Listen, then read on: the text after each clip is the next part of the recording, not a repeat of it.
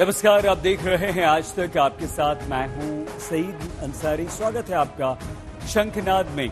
आज शंखनाद कश्मीर में हो रही पंडितों की हत्या के विरुद्ध, जहां घाटी में आतंक का खूनी खेल थमने का नाम नहीं ले रहा। एक के बाद एक कश्मीरी पंडित आतंकवादियों की गोलियों का शिकार हो रहे हैं। तो ऐसे में सवाल ये खड़ा हो रहा है कि आखिर कब तक कश्मीरी पंडितों को घाटी में रहने की कीमत अपनी जान गंवा कर चुकानी पड़ेगी। आखिर कब तक कश्मीरी पंडितों का कत्लेआम होता रहेगा।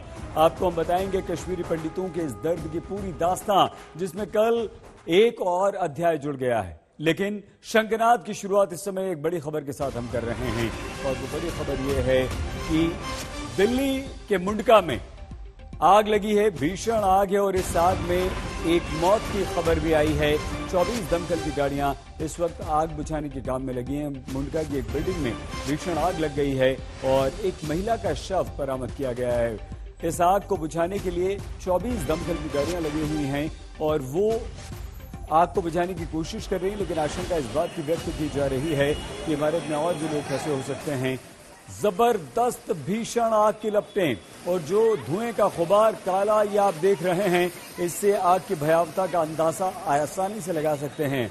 आग इतनी भयानक है, यह आज तक पर एक्सक्लूसिव तस्वीरें आप देख रहे हैं। मुंडका की एक बिल्डिंग, एक इमारत में आग लगी है और वो आग बहुत ज्यादा भयानक है। हालांकि इतना काला धुआं, इतना गहरा धुआं किस बात का है, क्या ये यहाँ पर कोई सिलेंडर ब्लास्ट हुआ है, कैसे हुआ, इस बारे में तो जानकारी नहीं मिल पाई है।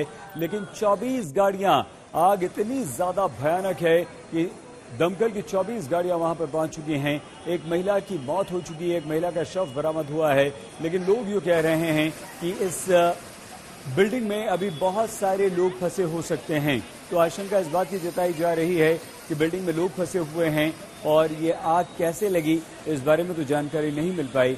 लेकिन इस पूरी बिल्डिंग को, पूरी इमारत को आग ने अपनी चपेट में ले लिया है और घना गहरा काला धुआं जो उठ रहा है वो डरा रहा है कि आग बहुत ज्यादा गंभीर है। शंखनाद पर हम कश्मीरी पंडितों के दर्द की खबर पर अब लौटते हैं और बात करते हैं कश्मीर की, जहां कश्मीरी पंडितों की मौत का सिलसिला थमने का नाम नहीं ले रहा। कल घाटी में कश्मीरी पंडित राहुल भट्ट के आतंकवादियों ने गोली मारकर हत्या कर दी, तो वहीं आज 24 घंटे के अंदर सुरक्षा बलों ने आतंकवादियों को ढेर कर दिया। ये वो दो आतंकवादी हैं जो राहुल भट्ट की हत्या में शामिल थे। इन दोनों आतंकवादियों ने ही राहुल भट्ट को गोली मारी थी। इन दोनों आतंकवादियों ने राहुल भट्ट की हत्या की थी। बांदीपुरा एनकाउंटर में सुरक्षा बलों ने इन दोनों आतंकवादियों को मार गिराया है। राहुल भट्ट की हत्या का बदला ले लिया है। दोनों आतंकवादी राहुल भट्ट को मारने में शामिल थे, राहुल भट्ट की हत्या में शामिल थे। बांदीपुरा में एनकाउंटर हुआ, इन्हें घेरा गया, दोनों को ढेर कर दिया गया।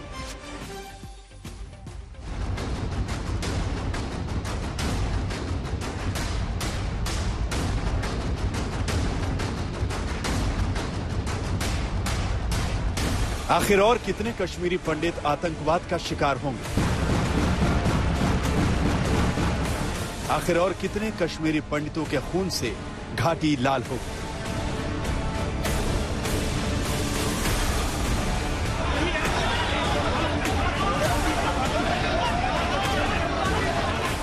ये गुस्सा है कश्मीरी पंडितों की हत्या को लेकर, जिसका सिलसिला घाटी में थमने का नाम नहीं ले रहा।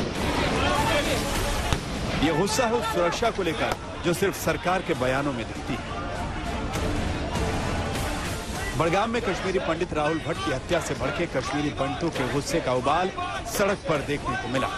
इस समय जम्मू की सड़कों पर उग्र प्रदर्शन हो रहे हैं। कश्मीरी पंडित समुदाय के लोग सड़कों पर उतर आए हैं और सरकार के खिलाफ नारेबाजी कर रहे हैं। इनका कहना है कि सरकार पूरी तरह से विफल हो चुकी है कश्मीरी पंडित समुदाय को सुरक्षा देने में कश्मीर घाटी में, और जो चंद मुट्ठी भर कश्मीरी पंडित घाटी में बचे हैं उनको भी एक एक करके अब आतंकवादी निशाना बना रहे हैं। अगर वो सिक्योरिटी जोन में था, वहाँ पे चेकिंग होती है, एग्जीक्यूटिव मजिस्ट्रेट का ऑफिस है, उसको कैसे वहाँ पे गोलियां मारी गई कि बाकी समुदाय के लोग थे उनको क्यों नहीं छेड़ा गया? बार बार कश्मीरी पंडित को बलि का बकरा बनना पड़ता है।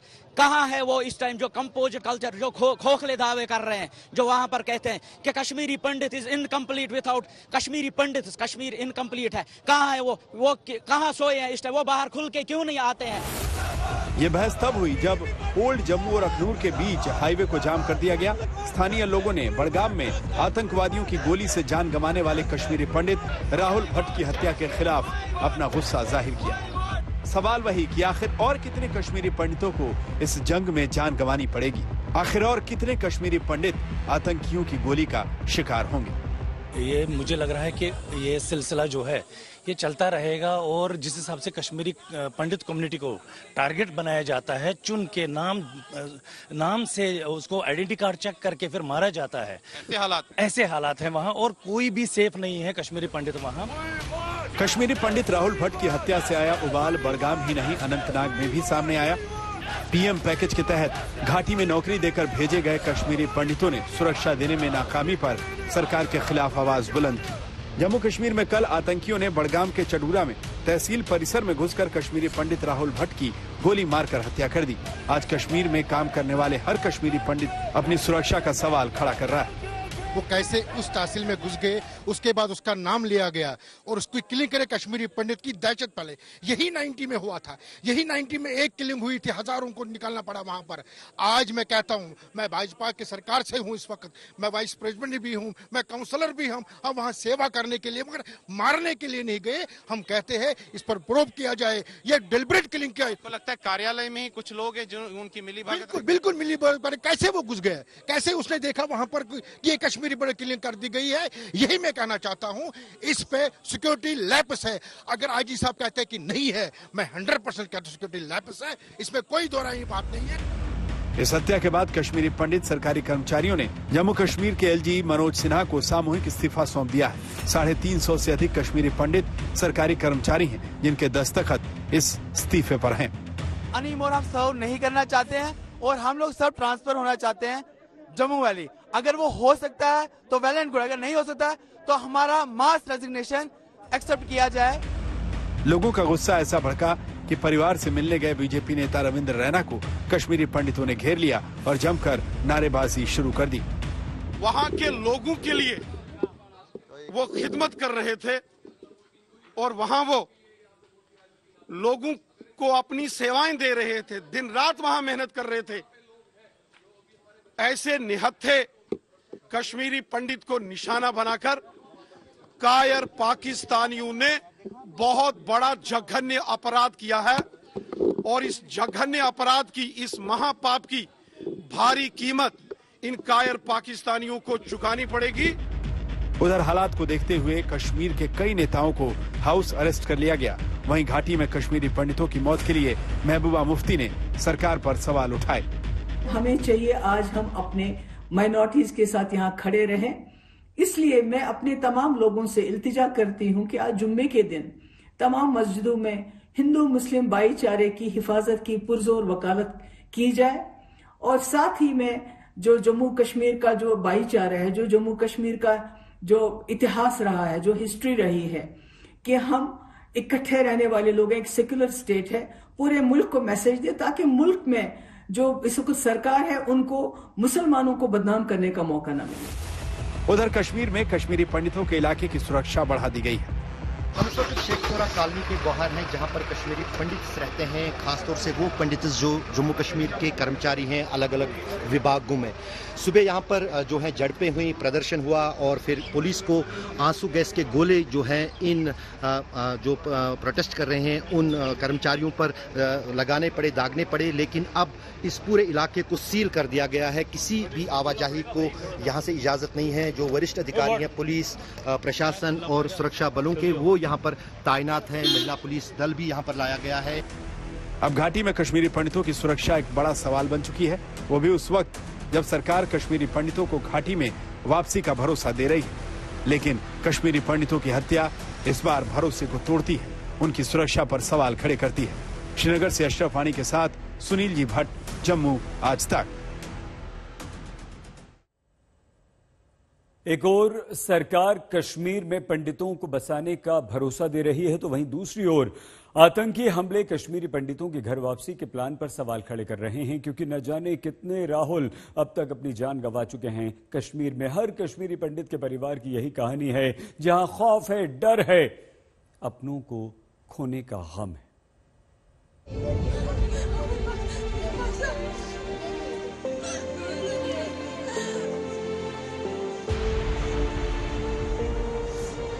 आखिर क्या गुनाह था राहुल भट्ट का, जिसका सिर्फ और सिर्फ कश्मीरी पंडित होना मौत की वजह बन गया? मैंने 10 मिनट पहले उनको फोन किया था, हमारे घर में काम चल रहा था, मैंने बोला हो गया पूरा, बोलता उनको पैसे पूरे दिन पैसे नहीं रखना, वो गरीब है, वो झाड़ू मारते हैं, उनका पैसा मत खाना। मैंने बोला ठीक है, मैंने बोला जल्दी आना, यहाँ इसकी बेटी का बर्थडे था, हम उधर ही थे, वो भी उसके फ्रेंड ही है, मैंने बोला आ जाना जल्दी, बोलता ठीक है ठीक है ठीक है। तो उसी के 5 मिनट के बाद ही वो उधर आए, मैंने उसको क्यों नहीं बोला तो अभी निकल। मैं उसको बोलती थी मत जाओ उधर, डीसी ऑफिस ट्रांसफर करा ले, छोड़ दे नौकरी, हमको नौकरी भी नहीं चाहिए, मुझे पता है तू वहाँ पे सारी जगह तेरे को जानते हैं, सारे जानते, बोलते हैं मैं सेफ रहूंगा मैं सेफ रहूंगा, मुझे सारे जानते हैं। उसको नहीं पता था उनमें कोई निकलेगा, कोई निकलेगा, उनमें गरीबों की भी बहुत मदद करता था। आतंकवादियों की गोली ने एक पत्नी से उसका पति छीन लिया, एक मासूम बच्ची से उसका पिता छीना, माँ बाप से उनका लाल छीन लिया। बोल सकते हैं हमारा घर ही खत्म हो गया, खानदान ही खत्म हो गया, अब क्या बोले हम। ये तो सब वही पोजीशन है। 90 में तो हम जान बचाकर आ गए थे यहाँ, लेकिन गलती की, चलो दोबारा भेज दिया। आपको लगता है गलती की आपने दोबारा उन्हें वहाँ? बहुत बड़ी गलती की जो हम अपने बच्चों को वहाँ भेज रहे हैं और वहाँ लाशें आ रही। राहुल भट्ट की तैनाती प्रवासियों के लिए शुरू विशेष रोजगार पैकेज के तहत की गई थी, जो चदूरा इलाके में तहसील कार्यालय में काम कर रहे थे। आतंकी दफ्तर में बेखौफ घुसे, नाम पूछा और फिर कुर्सी से उठने का मौका भी नहीं दिया, वहीं गोली मार दी। कुछ भी नहीं, एसडीएम ऑफिस साथ है, कोई एक गार्ड नहीं था बाहर जो चेक करता, इनके पास रिवॉल्वर थी, 3 बंदे थे, क्या सुनने में आया 3 बंदे थे, 3 बंदों के पीछे पूछा राहुल भट्ट कौन है। अच्छा, नाम पूछ के गोली शूट किया, उस अपनी ही चेयर पे बैठा था, अपनी ही चेयर पे शूट किया, उसको भैया हिलने का भी मौका नहीं दिया, उसके पास लोग बहुत आते थे। राहुल का हंसता खेलता परिवार था, एक मासूम सी बच्ची है, सामने एक लंबी उम्र पड़ी है जो अब इन आंसुओं के साथ गुजरनी है, जिसमें अब राहुल की सिर्फ यादें हैं। कि कोई भी आप जाके उधर किसी से भी पूछ लो राहुल कैसा था, वो आपको वहीं पे बता देंगे, मुझे बताने की कोई जरूरत ही नहीं है, काम नहीं करता था या कुछ नहीं करता था। आधे लोग तो सब देते, वो कभी नहीं पीछे हटा काम करने से, इन्हीं का काम करता था, अपना कुछ काम नहीं किया उसने उधर। राहुल पर जब हमला हुआ उस वक्त उनकी पत्नी मीनाक्षी और उनकी 6 साल की बेटी गुनगुन बड़गाम में ही कश्मीरी हिंदुओं के लिए सरकार की ओर से बनाए गए क्वार्टर में रह रहे थे। गुनगुन दूसरी क्लास में पढ़ती हैं। 8 साल पहले राहुल की शादी हुई थी।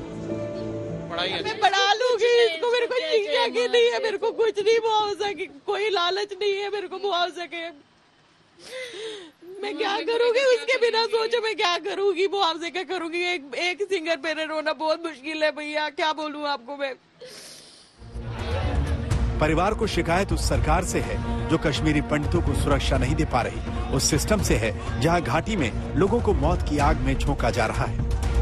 कोई भी सेफ नहीं है, अगर कोई भी किसी को भी, इनको तो यहाँ दहशत फैलानी है, उसमें वो पंडितों को ही मारेंगे। पहले ही सोचा था ये टारगेट कर रहे हैं जो वहाँ रह रहे हैं, हम क्या नौकरी करने जाते हैं, क्वार्टर दिया हुआ है, उससे अलावा तो हमारे पास कुछ है नहीं उधर, जिसके लिए हम उधर ही बैठेंगे। नौकरी करते थे, घर आते थे, खाते पीते थे और क्या करते थे, उनका क्या ले लिया हमने, कुछ तो लेते ही नहीं थे उनसे। तो जो सारे हैं वो भी वही कर रहे हैं, उनको वो कौन से सेफ है, वो भी सेफ नहीं है। जैसे आज इसकी बारी थी तो कल किसी और की होगी, इतने दिनों से तो यही चल रहा है। राहुल की हत्या की खबर मिलते ही उनके भाई और रिश्तेदार बड़गाम पहुंचे, उनका पार्थिव शरीर लेकर जम्मू आए और यहाँ उन्हें नम आंखों से अंतिम विदाई दी गई। सड़कों पर लोग उतर आए हैं और मांग कर रहे हैं कि आखिर कब तक कश्मीरी पंडित समुदाय को आतंकवादियों की गोलियों का निशाना बनना पड़ेगा। लोग यही मांग कर रहे हैं कि आतंकवाद के खिलाफ अब ठोस नीति अपनाई जानी चाहिए।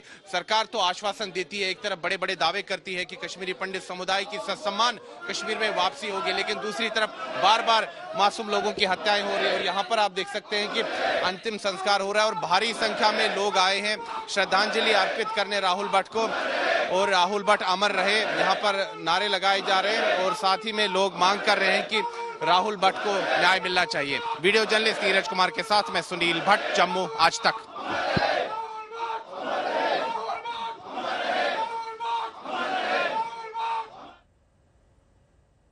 कश्मीर घाटी 24 घंटे में दो हत्याओं से दहल उठी।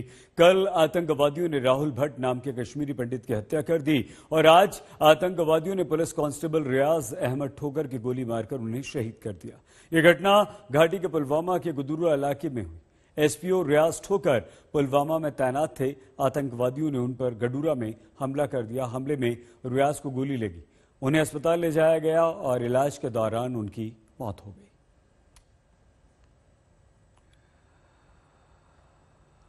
अब खबर दिल्ली से है, जहां बुलडोजर वाले अभियान का विरोध करने वाले आम आदमी पार्टी के विधायक अमानतुल्लाह खान को अदालत से जमानत तो मिल गई, लेकिन इस बार राजनीति और गर्मा गई। दिल्ली के डिप्टी सीएम मनीष सिसोदिया ने अवैध निर्माण पर बुलडोजर वाली कार्रवाई पर सवाल उठा दिए और इसे बीजेपी के वसूली अभियान का हिस्सा बताया।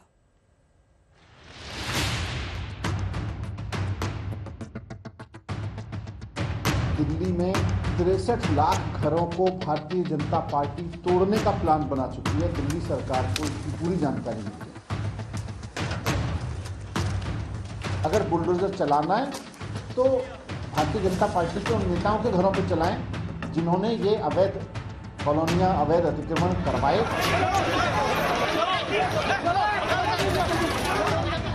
आम आदमी पार्टी का एक विधायक आपके साथ खड़ा है, आम आदमी पार्टी की सरकार आपके साथ खड़ी है।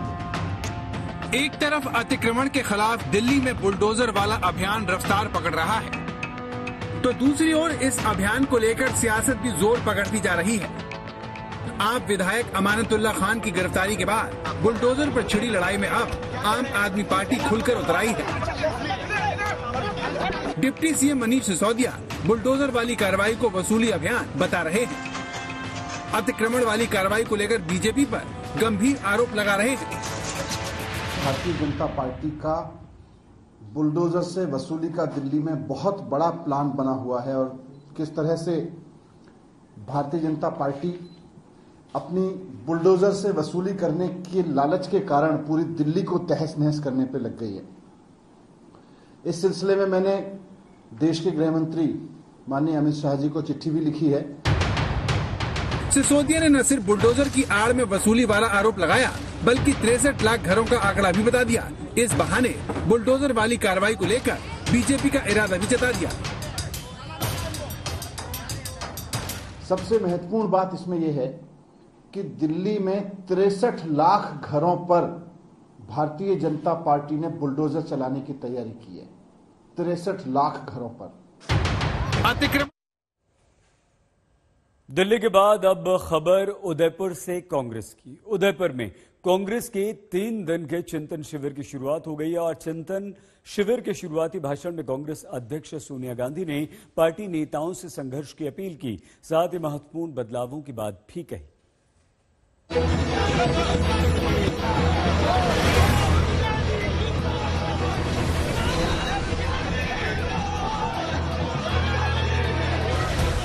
अपने सियासी इतिहास के सबसे बुरे दौर से गुजर रही कांग्रेस अब परिवर्तन और प्रयास के दम से संगठन में फिर से जान फूंकने की कोशिश में है।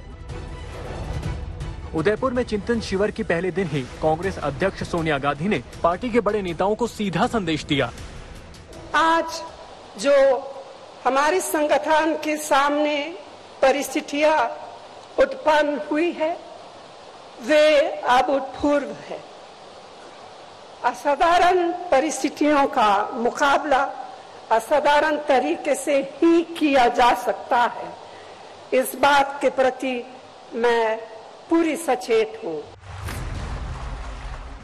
कांग्रेस 8 साल से देश की सत्ता से बाहर है और एक के बाद एक राज्यों की सत्ता से दूर होती जा रही है। ऐसे मुश्किल दौर में उदयपुर में 3 दिनों का चिंतन शिविर बुलाया गया है। सोनिया गांधी ने चिंतन शिविर में कांग्रेस पार्टी की चुनौतियां गिनाई, पार्टी से जनता की उम्मीदें बताई।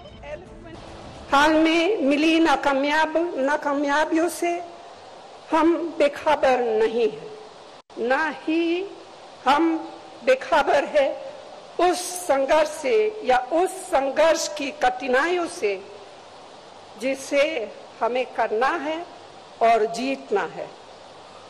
लोगों की हमसे जो उम्मीदें हैं उनसे हम अनजान नहीं है। कांग्रेस के चिंतन शिविर में 2024 के आम चुनाव पर चर्चा होगी। आने वाले विधानसभा चुनाव की रणनीति पर बात होगी। कांग्रेस उन सवालों का हल तलाशेगी जिसे लेकर पार्टी में लगातार सवाल उठ रहे हैं। वो सवाल जो लगातार चुनाव में पार्टी की हार की वजह बन रहे हैं। बहुत सारे नेताओं ने कहा है कि कांग्रेस पार्टी की कॉस्ट पे जो है अलायंसेस नहीं होंगे, जहां पर जरूरत है वहीं पे अलायंस किया जाएगा। इसके साथ साथ कांग्रेस पार्टी में एक बहुत बड़ा तबका है जो कि यहां पर शामिल होना आएगा, नेताओं का, कार्यकर्ताओं का। वो साफ कह रहे हैं कि राहुल गांधी को अब पार्टी की जो है वो कमान संभाल लेनी चाहिए। जो राजस्थान के मुख्यमंत्री हैं अशोक गहलोत, उन्होंने जब आज तक से बात की तो उन्होंने भी यही कहा कि समय आ गया है जब राहुल गांधी को जो है वो कांग्रेस का अध्यक्ष बन जाना चाहिए फिर से। पहली बार अधिकार दिया गया। कांग्रेस की सबसे बड़ी कोशिश है कि वो अपने सिकुड़ते जनाधार को वापस हासिल करे ताकि वो जमीन पर मजबूती से बीजेपी का मुकाबला कर सके। मैंने कहा कि संविधान की धज्जियां उड़ रही है, जिस रूप में लोकतंत्र खतरे में पड़ गया है। हालात बड़े गंभीर है, हर व्यक्ति समझता है, बोलने की हिम्मत नहीं कर पा रहा है। तो मैं समझता हूँ चिंतन शिविर कांग्रेस का होना एक मायने रखता है, इसलिए पूरे देश के हमारे डेलीगेट्स आ रहे हैं। मीडिया इतनी बड़ी संख्या में आ रहा है, आप समझ रही है कितना इम्पोर्टेंट चिंतन शिविर है। एक और सवाल जिनका जवाब कांग्रेस के तमाम नेता और कार्यकर्ता इस चिंतन शिविर से निकलने की उम्मीद जता रहे हैं कि क्या चिंतन शिविर के बाद पार्टी को स्थायी अध्यक्षता मिलेगी? क्या गांधी परिवार से बाहर किसी और को अध्यक्ष पद पर मौका मिलेगा? हमें करना है और जीतना है। उदयपुर से सुप्रिया भारद्वाज के साथ आज तक ब्यूरो। एक और जहां कांग्रेस में अपनी जमीन दोबारा तलाशने को लेकर मंथन चल रहा है, तो वहीं दूसरी ओर बीजेपी अपनी जीत के सिलसिले को आगे बढ़ाने के लिए मैदान में है। इस कड़ी में आज बीजेपी अध्यक्ष जेपी नड्डा हिमाचल प्रदेश के दौरे पर पहुंचे, जहां कुल्लू में जेपी नड्डा ने रोड शो किया, बीजेपी की जीत की फुंकार भरी।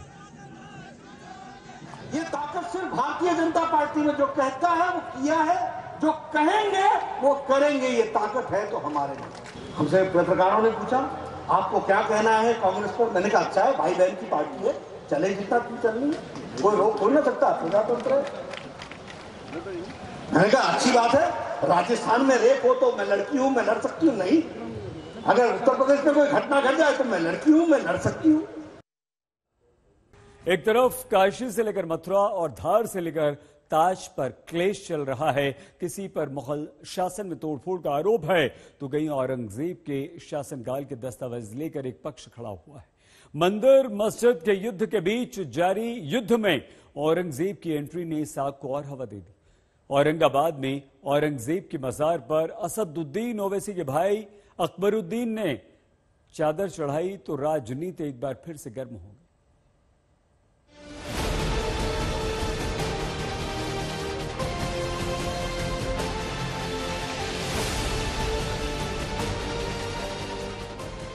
जिस दौर में ज्ञानव्यापी पर मंदिर मस्जिद वाली जंग चल रही है, जिस दौर में कुतुब मीनार को हिंदू मंदिर साबित करने की लड़ाई चल रही है,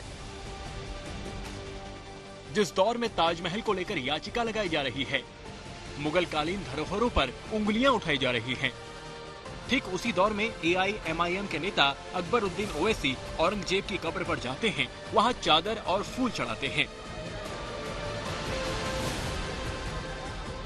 अब अकबरुद्दीन ओवैसी के मन में अचानक पैदा हुए औरंगजेब प्रेम का मकसद क्या है, ये तो वही बता पाएंगे। लेकिन उसके इस दौरे और उसके बाद दिए बयान ने महाराष्ट्र की सियासत को फिर से गरमा दिया। औरंगजेब की कब्र पर फूल के बहाने उद्धव सरकार को निशाने पर ला दिया है।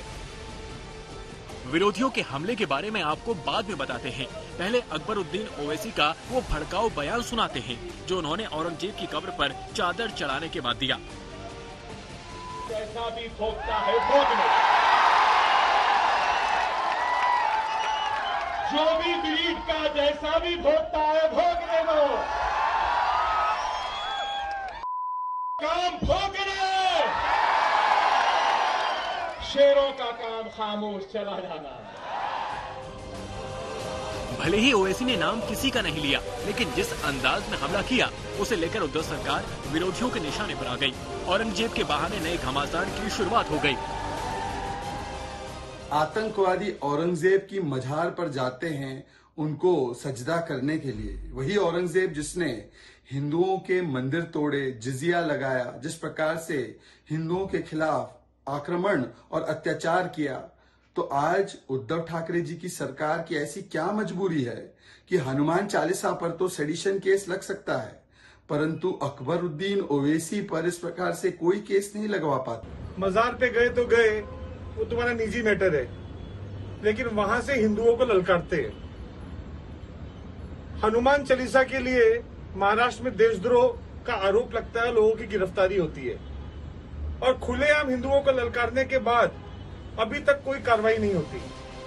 अकबरुद्दीन ओवैसी के भड़काऊ बयान को लेकर बीजेपी ने राजद्रोह के केस की मांग की है, तो वहीं रवि राणा भी इस विवाद में कूद पड़े। औरंगजेब के बहाने उद्धव ठाकरे पर फिर हमला बोला। हनुमान चालीसा को लेकर फिर महाराष्ट्र सरकार को घेरा। इस महाराष्ट्र के अंदर जो मुंबई में कल आपकी सभा है, अगर आप हिंदुत्व का नारा देते हैं तो उस सभा की शुरुआत श्री राम भगवंता बजरंगबली और हनुमान चालीसा का पाठन कर आप सभी की शुरुआत करेंगे कि संभाजी नगर में औरंगजेब के कब्र पे फूल बरसाने जाएंगे? ये महाराष्ट्र का, देश के हिंदू का आपको एक सवाल है। वहीं औरंगजेब की कब्र पर चादर चढ़ाने के बाद अकबरुद्दीन ओवैसी ने जैसी भाषा का इस्तेमाल किया, एमएनएस ने उसी अंदाज में ओवैसी को जवाब दिया। ओवैसी को मराठा साम्राज्य की याद दिलाई, भड़काऊ बयान पर करारा पलटवार किया।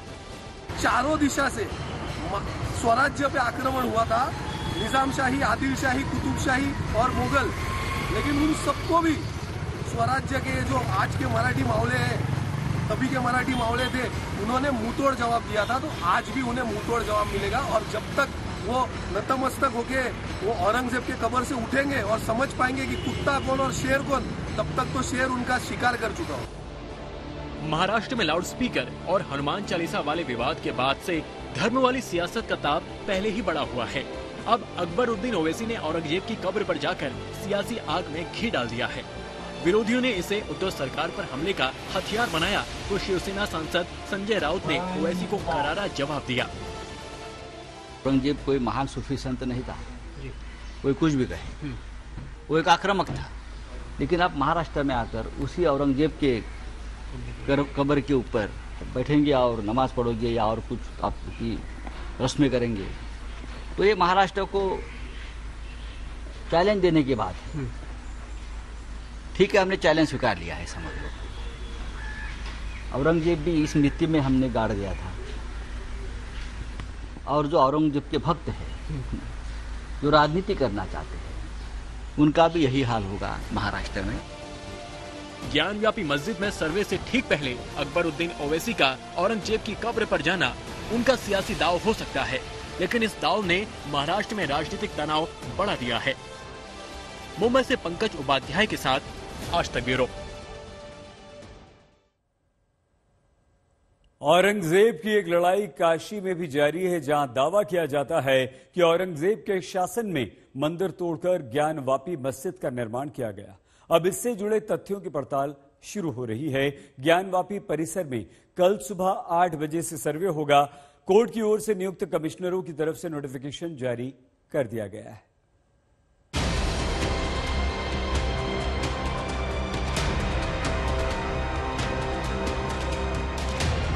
सर्वे पर कोर्ट के आदेश के बाद जुमे की नमाज के लिए ज्ञानवापी मस्जिद में आज भारी तादाद में नमाजी जुटे। मस्जिद पूरी तरह से भरी थी। काशी कोर्ट से झटके के बाद आज मुस्लिम पक्ष को सबसे बड़ी अदालत से थोड़ी राहत जरूर मिली। सुप्रीम कोर्ट ने मुस्लिम पक्ष की अर्जी मंजूर कर दी, लेकिन फौरन रोक लगाने की मांग फिलहाल नहीं मानी गई। कोर्ट पूरी अर्जी पढ़ने के लिए वक्त चाहता है। अब ज्ञानवापी का ताला भी टूटेगा, तहखाना भी खुलेगा। सर्वे कमिश्नर अजय कुमार मिश्र मस्जिद के चप्पे चप्पे का मुआयना करेंगे। वीडियोग्राफी होगी, तस्वीरें खींची जाएंगी। सर्वे का रास्ता साफ हो चुका है। आज तारीख भी आ गई। सर्वे कमिश्नर की बैठक में कल से सर्वे के काम को जारी रखने पर मुहर लगी। अदालत की तरफ से सर्वे के लिए हरी झंडी दे दी गई है और ये स्पष्ट शब्दों में, कड़े शब्दों में कह दिया गया है कि चाहे ताला खोलकर या ताला तोड़कर एक एक चीज की वीडियोग्राफी होगी, एक एक जो सच है वो सामने आएगा। अब यहाँ पर जरूरी ये है कि दोनों पक्षों से बातचीत होनी है एक सर्वेक्षण के शुरू होने से पहले। इससे पहले कि सारी चीजें पता चल पाए। शनिवार से इसकी शुरुआत होनी है और उससे पहले आज दोनों पक्षों को नोटिफाई किया जाएगा। जो कोर्ट कमिश्नर हैं, जो वहां पर अतिरिक्त अधिकारियों की नियुक्ति भी हुई है, ये सारी चीजें केवल इस दिशा में कि अगर कोर्ट की तरफ से एक आदेश दिया गया है तो उसका न सिर्फ पालन हो बल्कि एक एक संशय जो एक पक्ष के मन में है वो संशय दूर हो सके। बैठक में वादी पक्ष, मुस्लिम पक्ष के साथ प्रशासन के अधिकारी, डीएम, पुलिस कमिश्नर, सीआरपीएफ के कमांडेंट भी मौजूद थे। कल सुबह 8 बजे से 12 बजे तक ज्ञानवापी मस्जिद में सर्वे होगा। ये 17 मई तक जारी रहेगा। इसी दिन कोर्ट को रिपोर्ट सौंपा जाना है। आज से लेकर 17 तारीख तक का जो वक्त है वो मुकर्रर किया गया है कि वो इस दौरान इसी ज्ञानवापी परिसर का सर्वे होगा। इस वक्त हम बाबा विश्वनाथ मंदिर के बाहर 4 नंबर गेट के बाहर हैं और यहां से आपको जो दृश्य दिखाई दे रहा है दरअसल वो ज्ञानवापी परिसर है और उस ज्ञानवापी परिसर के बाहर का सर्वे हो चुका है और अब भीतर का सर्वे होना है। दरअसल अदालत के फैसले के बाद एडवोकेट कमिश्नर की भी जिम्मेदारी बढ़ गई। उनके पास सिर्फ 4 दिन का वक्त है। कोर्ट ने साफ कहा है कि 17 मई तक सर्वे की रिपोर्ट पेश करनी होगी। कोर्ट कमिश्नर फोटो लेने और वीडियोग्राफी करने के लिए स्वतंत्र होंगे। अगर विरोध होता है तो उसके खिलाफ दंडात्मक कार्रवाई की जाए। जिला प्रशासन को यह अधिकार होगा कि अगर मस्जिद का ताला बंद है तो ताला खुलवाकर या ताला तुड़वाकर सर्वे की कार्रवाई की जाए। सर्वे करवाने की व्यक्तिगत जिम्मेदारी जिला मजिस्ट्रेट और पुलिस कमिश्नर की होगी। उत्तर प्रदेश डीजीपी और मुख्य सचिव को भी निर्देश है कि वो कार्रवाई की निगरानी करें। बर्डन कम कर दिया है। अच्छा, किस तरह से? मेरा ऊपर अकेले बर्डन था, वहाँ उन्होंने मेरे ऊपर 2 लोग और दे दिए हैं मुझे। जैसे मैं अकेले हूँ, मेरे 2 हाथ और बढ़ गए तो आदमी खुशी होती है। ये बताइए, केवल यहाँ न्यायालय के आदेश का अनुपालन ही करना है, चाहे हम करें, चाहे विशाल जी करें, चाहे उनके साथ जो है बैठ के जो भी नाम के आजब प्रताप सिंह जी जो है वो करें। न्यायालय के आदेश का अनुपालन होना चाहिए मुझसे। कोर्ट का आदेश खुद में ये बताने के लिए काफी है कि अदालत का इरादा क्या है। अब किसी किस्म के किंतु परंतु की कोई गुंजाइश नहीं बची है। कुमार अभिषेक और अभिषेक मिश्रा, वाराणसी, आज तक। हमारे देश में कोरोना के मामले कम होने के बाद से आर्थिक रिकवरी में भी तेजी देखी गई। स्थिति में सुधार के असर से देश की ज्यादातर आबादी को अगले 1 साल में अपनी आर्थिक सेहत के दुरुस्त होने का विश्वास है। लेकिन अर्नस्ट एंड यंग की एक रिपोर्ट के अनुसार महंगाई के कारण इस सुधार को पूरा फायदा इकोनॉमी को मिलना मुश्किल है।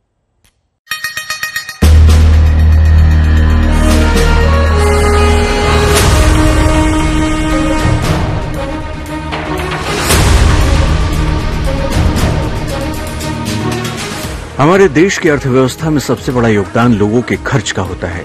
जितना ज्यादा लोग खर्च करते हैं उतना ही पैसा सर्कुलेशन के जरिए लोगों के पास पहुंचता है और यही खर्च में बढ़ोतरी सरकार की झोली में भी टैक्स के तौर पर ज्यादा रकम पहुंच जाती है। ऐसे में अगर आने वाले साल के लिए सलाहकार कंपनी अर्नस्ट एंड यंग की रिपोर्ट पर नजर डालें तो ये आर्थिक सेहत के लिहाज से खुशखबरी की तरफ इशारा कर रही है।